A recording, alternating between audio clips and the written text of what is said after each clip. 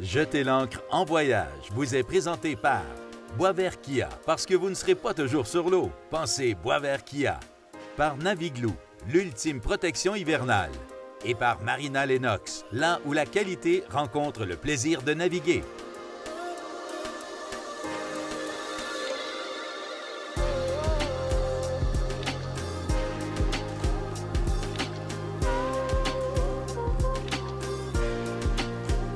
La vie à bord d'un catamaran, c'est très agréable. Le vent nous pousse partout comme ça dans les îles et ça nous permet de découvrir de très belles baies comme celle-ci. On poursuit notre visite des Abacos, toujours en compagnie de Chantal et Jean-François de Marina Lennox, à bord de ce très beau catamaran de Navigare Yachting.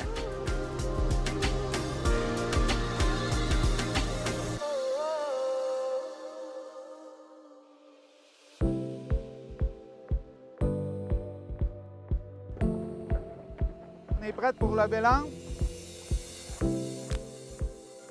Bon, ben on hisse. On hisse, on est dans le vent.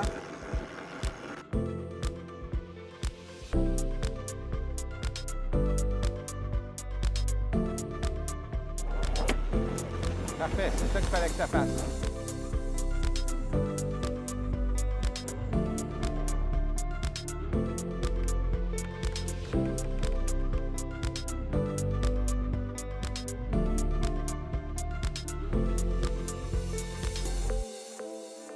Jean-François, notre destination aujourd'hui? Little Harbor. OK. Donc, vraiment un petit bijou.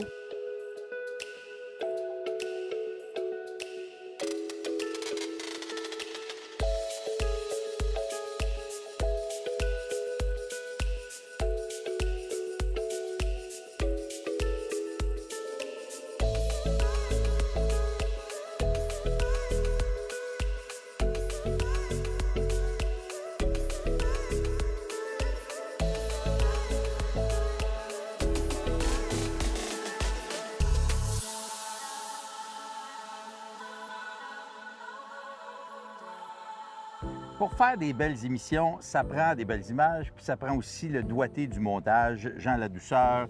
C'est toi l'artiste derrière ce show-là depuis quelques années. L'artiste. Je ne sais pas si on dit un artiste, mais on dirait que c'est plus un aventurier, parce que c'est surtout ça qu'on fait. Ouais.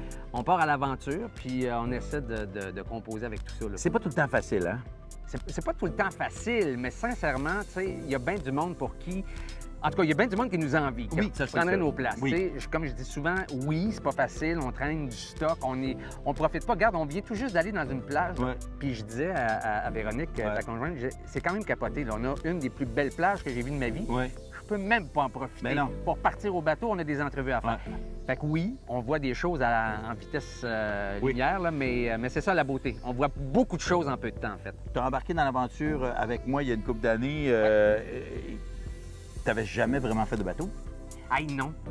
Non, ça, c'est faut le dire, là. Je regarde Antoine, qui est notre pilote de drone. Je regarde évidemment le capitaine. Je te regarde aller aussi. Véronique, même. Je suis archi nul. Le novice, pas nul, écoute, novice. Non, je suis novice. Fait que moi, dans ce temps-là, je vous filme. Quand il y a des manœuvres, moi, je me dis, je m'occupe à faire quelque chose, parce que sinon, je suis assez incompétent dans la matière. Mais comment tu trouves ça? Comment la vie en bateau? J'adore ça. Ouais. Puis là, tu vois, c'est notre deuxième, en fait, c'est notre troisième voyage en extérieur, comme ça, 2 fois dans les Caraïbes. Puis là, on dirait que là, je commence à me déposer, à triper, à apprécier la vie en bateau. Oui, vraiment. Parce que, tu sais, ça faisait plein de choses à apprivoiser, parce que de tourner, c'est une chose. De tourner sur un bateau, c'en est une autre. On veut toujours, j'imagine, pour toi, avoir le bon outil, la bonne lentille, les bonnes choses pour pouvoir capter les plus belles images. C'est ça. Merci, Jean, pour tout ce que tu fais. C'est vraiment cool de travailler avec toi, puis j'espère qu'on va avoir la chance d'en faire plusieurs autres comme ça ensemble. Je nous le souhaite vraiment. Hein. Merci, c'est un plaisir.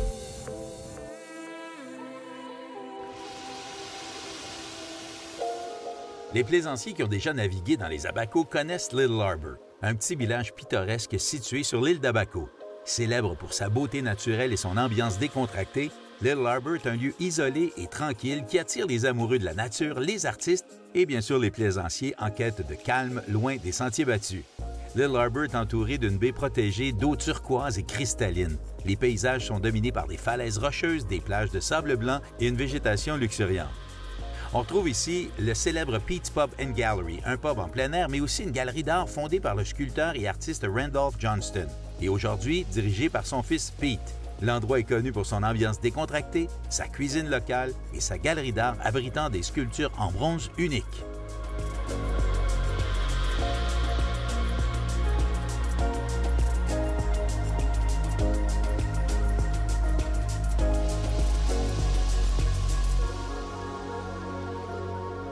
So Brendan, this is almost a lost art, you would say?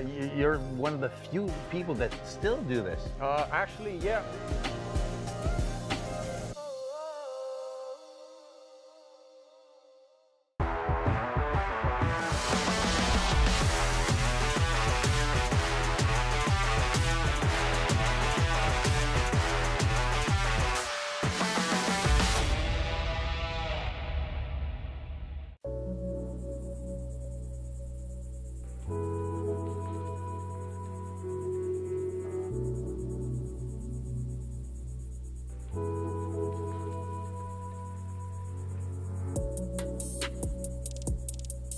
So Brendan, this is almost a lost art, you would say?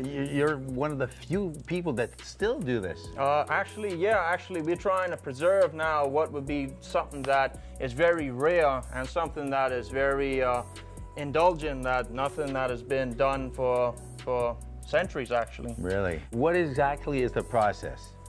It's a 12 to 14 stage process to where we're using wax as a substitute for what we want to get later on into the bronze. Okay. So to begin this process, like anything, we take clay or a concept or an idea that'll be transmitted to Pete. And Pete being Mr. Pete Johnston. Mr. Johnston, of course. He is the original artist, that the guy who does all of the original work around here. And once he's given the idea or concept of things, we'll go ahead and he'll come up with a sketch or an idea reference, and he'll go ahead and he'll design what we'll call a parator. Once the mold is done, we'll take and split this in half, and we'll start to divest the mold. Once the mold is divested into two parts, which will be a rubber mold, we'll take it out, and then we'll be able to make multiple pieces. So once that's done, we're going to be able to heat the wax up. Now this is where things start to get a little bit interesting. So now we heat the wax up at roughly about 180 degrees. We heat the wax up and we pour it into this mold. Okay. The mold's heated up, and we tend to just have a little hole, or a little funnel we call, and we pour it down this hole, and it feeds all these little network or channels. Now once all the cavities have been filled and the wax is cooled off, we pull this out of the mold, and then we're going to have something roughly detailed, something like that. Okay. Une fois le moule de cire fait, il est recouvert de plusieurs couches de ciment réfractaire. Lorsque le ciment est bien solide, on fait fondre la cire à l'intérieur qui laissera sa place au bronze. On détruira ensuite le moule pour découvrir la pièce qui, elle, doit être repolie. C'est vraiment tout un travail.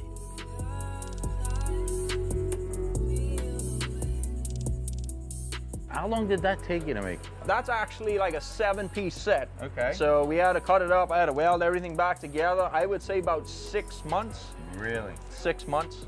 That weighs over 300 pounds. Yeah. Yeah, and that's hollow.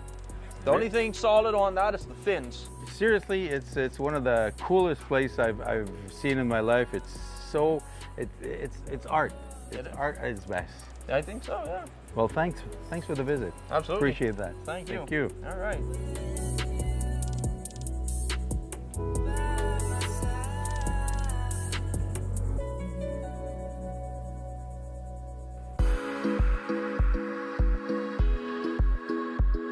Les gens aiment vraiment le catamaran parce qu'il y a beaucoup plus de confort, de vie à bord. C'est très social parce qu'on est tous ensemble dans le cockpit, dans la cuisine. Et aussi, c'est que le bateau n'a pas de gîte. Il y en a beaucoup que la gîte, il y a moins.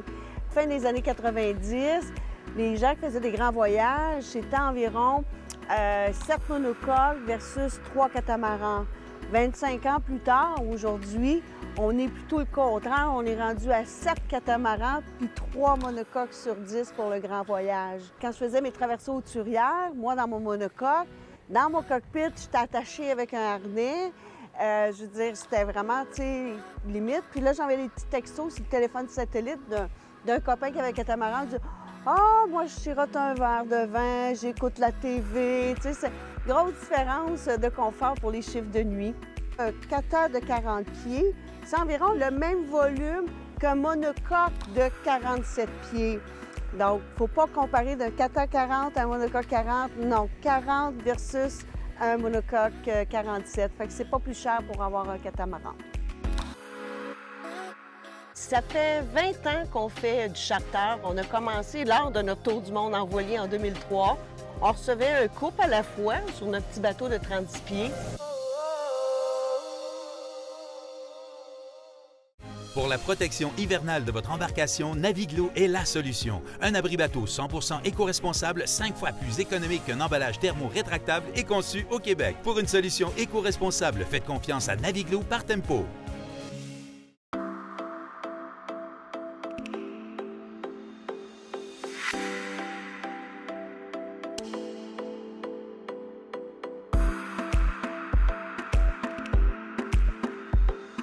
Si on est sur ce magnifique bateau et on passe une si belle semaine, c'est grâce à Chantal et Jean-François. Merci, merci encore. Chantal, ça fait longtemps que vous êtes dans le charter, là, de la location de bateaux comme ça. Oui, ça fait 20 ans qu'on fait du charter. On a commencé lors de notre tour du monde en voilier en 2003. On recevait un couple à la fois sur notre petit bateau de 36 pieds. Ah ben oui. Un service total avec eux. On faisait vraiment tout. On préparait tous les petits trucs touristes, tout ça. C'était vraiment, vraiment génial. Donc, vous connaissez dans ce genre de vacances-là pour les gens. Jean-François, toi, tu connais assez bien aussi Navigari Yachting puis la base ici aux Abacos. Oui, exactement. Disons qu'on a une très, très bonne relation d'affaires avec Navigari Yachting, puis ça remonte au moins à 2018. Puis en 2020, ils m'ont demandé de venir ici aux Abacos parce que, bon, évidemment, il y avait eu l'ouragan Dorian qui avait tout détruit. Il fallait repartir la base de zéro. On n'avait absolument rien. On avait une dizaine de bateaux à mettre en ordre. Ouais. Et il n'y avait rien ici, hein? Donc c'était vraiment difficile. Il fallait bricoler, là, MacGyver, si on veut dire, parce qu'il n'y avait rien de disponible. C'était tout du bricolage maison puis improvisé. En tout cas, vous avez l'air à vous amuser beaucoup dans ce milieu-là. Les gens vous connaissent aussi pour la Marina Lennox. On va en parler un petit peu. Bon, entre autres choses, vous êtes évidemment partenaire de Navigari avec la location comme ça, mais vous vendez aussi des bateaux chez Marina Lennox.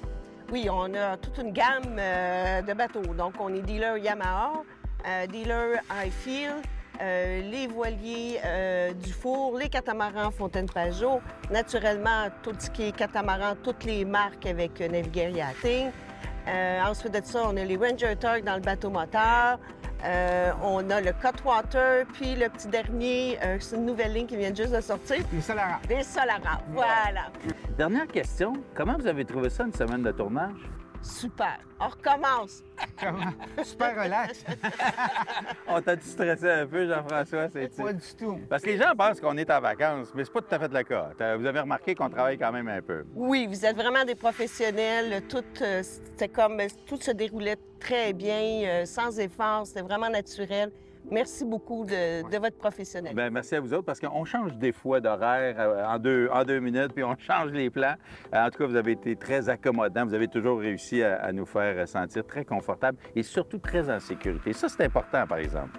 Moi, j'ai trouvé, en tout cas, que la vie de production de télévision, ça ressemblait beaucoup à la vie de bateau. Ah oui? C'est une petite planification, le bateau, où est-ce qu'on va, à quelle heure, ainsi de suite. Ouais. Puis vous faites la même chose pour qu'est-ce qu'on tourne et qu'est-ce qu'on fait. Donc, ça fitait bien ensemble. C'est vrai que c'était un beau fit. En tout cas, on a vraiment passé un beau moment.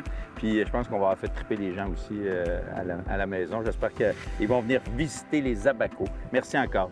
Merci à vous.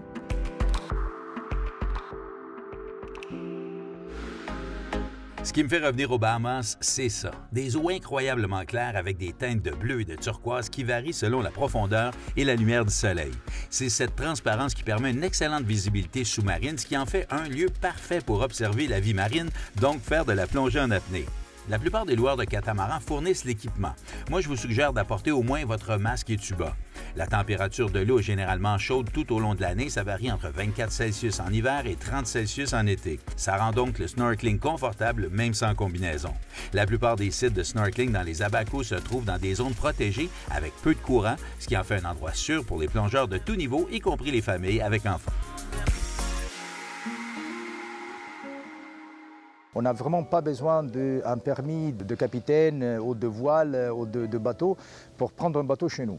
Ça veut dire que tout s'est basé pratiquement sur une screening de l'expérience de le capitaine ou de skipper qui vient rechercher le bateau chez nous avec sa famille, avec ses copains. Avec ça, ça fait la possibilité de louer un bateau chez nous. Et alors quand il arrive, on fait ça, on fait une orientation théorique, disons, de la zone de navigation. On a un local, un chart briefing, qu'on fait avec un produit, un PowerPoint, qui t'explique toutes les cartes et tout ça. Ils te disent où ils sont les ancorages, qu'ils sont bons, le vent prévalent. Et après, bien sûr, toutes les structures, les ports, les baies, les hasards des fois, parce qu'ici, on a, comme vous savez bien, aux Bahamas, il n'a pas énormément de profondeur d'eau. Il faut faire attention, disons, où on navigue. C'est un briefing qui, normalement, ça va entre 45 minutes et 1 heure. Et après, on passe à la mise en main du bateau.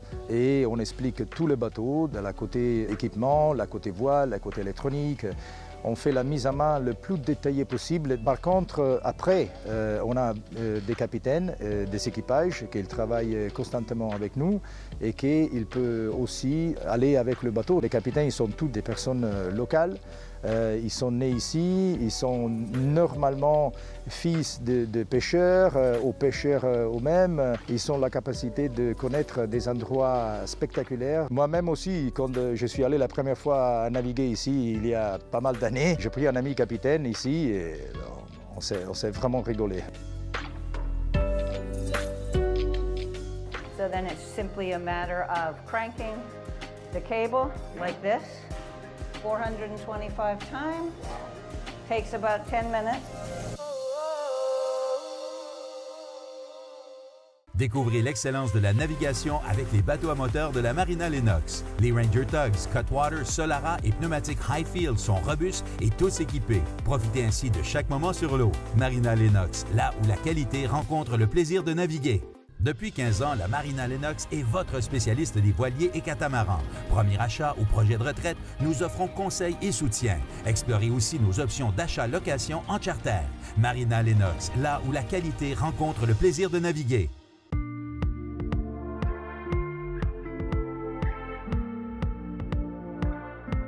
On se dirige maintenant vers Elbow Cay, une petite île longue d'environ 13 km. La communauté principale d'Elbow Cay est Hopetown, un village historique célèbre pour son phare emblématique qui est peint en rouge et blanc en bande horizontale, qui s'élève environ 27 mètres de haut et qui a été construit en 1863 par les Britanniques pour aider à la navigation des navires à travers les récifs dangereux entourant les îles.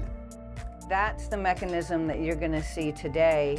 That is the kerosene burning, hand wound nightly. It's like a big grandfather clock. There are weights that you crank up. Okay. There's kerosene in pressurized tanks that fuels the light.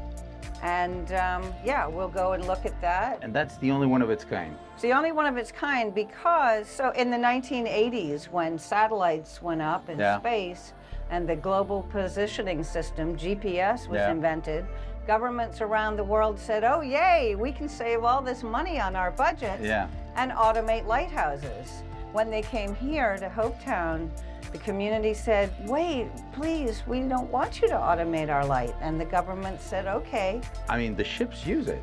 The ships use it, absolutely. And the light can be seen 17 nautical miles out in the ocean, and every lighthouse has a different painting mark on it. So your chart would say red and white when you're off of Elbow Cay. Well, let's go take a look. Let's go take a look.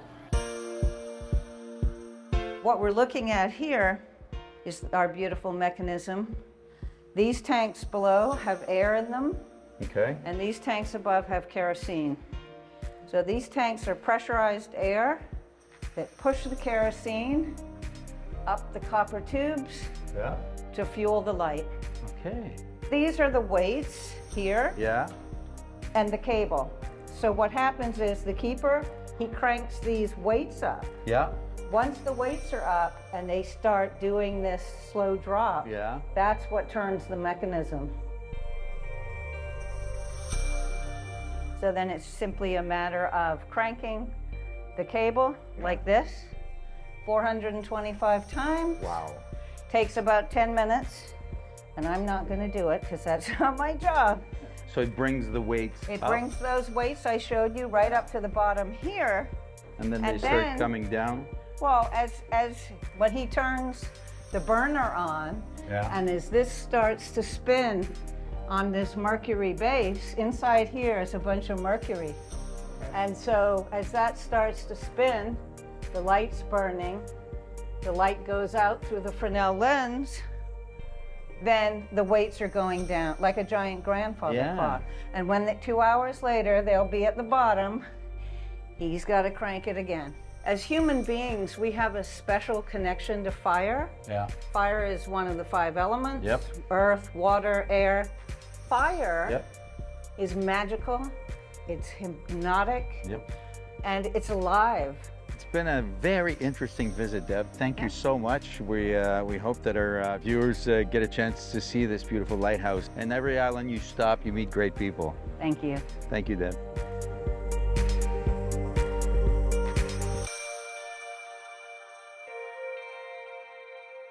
La chronique bateau est une présentation de Marina Lennox, là où la qualité rencontre le plaisir de naviguer.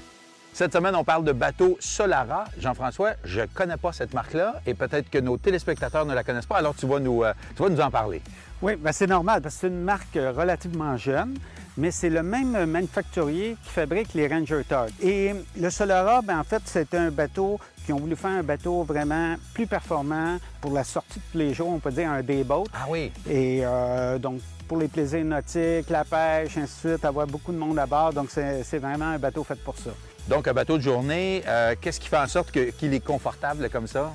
Bien, c'est la qualité de construction. Donc, partout où on va sur le bateau, à l'avant, à l'arrière, vous avez des bons espaces pour s'asseoir, puis être confortable. Puis, c'est un bateau quand même de performance. Donc, il y a plus de motorisation, il y a les dernières technologies et il y a une coque brevetée, une coque à 2 niveaux avec, ils appellent ça en anglais le Laminar Flow Interrupter, mais c'est quelque chose qui permet d'avoir un coussin d'air en quelque sorte sous le bateau. Donc, c'est un bateau qui est beaucoup plus rapide qu'un bateau traditionnel qui aura la même motorisation. Puis, plus économique aussi. Moins de friction, donc il sort mieux sur l'eau et plus rapidement, j'imagine. Exactement, oui. Jean-François, tu m'as parlé de technologie. Qu'est-ce qu'on retrouve là-dessus? Bien, en fait, on trouve vraiment les dernières technologies de Yamaha, entre autres, donc autopilote Yamaha, mais aussi la direction électronique de Yamaha. Donc, on n'a plus les systèmes de câbles ou les systèmes hydrauliques comme avant. C'est vraiment l'ordinateur qui envoie les instructions au moteur pour la direction. Et ce que ça permet de faire, entre autres, c'est d'avoir un contrôle avec un joystick. Donc, sur un day boat. C'est ça, exactement, sur un day boat. Donc, les manœuvres à quai, entre autres, n'ont pas besoin de se casser la tête, tel moteur avant, arrière, le volant, tout en même temps. On fait juste donner la commande au joystick de dire dans quelle direction on va aller. Donc, c'est beaucoup plus facile. Donc, un bateau qui est agréable, qui permettrait peut-être aussi à des gens un peu moins expérimentés à profiter des plans d'eau. Oui, exactement. L'idée, c'est justement de se concentrer sur le plaisir de naviguer et non pas de faire de la grosse navigation compliquée. C'est super intéressant. Merci beaucoup de nous avoir fait découvrir les bateaux Solara. Merci. Ben voilà, c'est comme ça que se termine cette belle semaine de navigation ici dans les Abacos aux Bahamas. Un gros merci à Navigare Yachting qui nous a permis de profiter de ce beau Lagoon 46. Surtout, merci à Chantal et Jean-François de Marina Lennox. C'est eux qui nous ont organisé tout ce beau tournage et qui nous ont transmis leur passion de la voile. Moi, je vous retrouve la semaine prochaine. On sera en Martinique. Salut, bonne semaine. Jetez l'ancre en voyage vous a été présenté par Boisvert Kia. Parce que vous ne serez pas toujours sur l'eau. Pensez Boisvert Kia, par Navigloo, l'ultime protection hivernale, et par Marina Lennox, là où la qualité rencontre le plaisir de naviguer. Pour du contenu exclusif et revoir nos émissions, visitez jetezlancre.tv, propulsé par Octantis.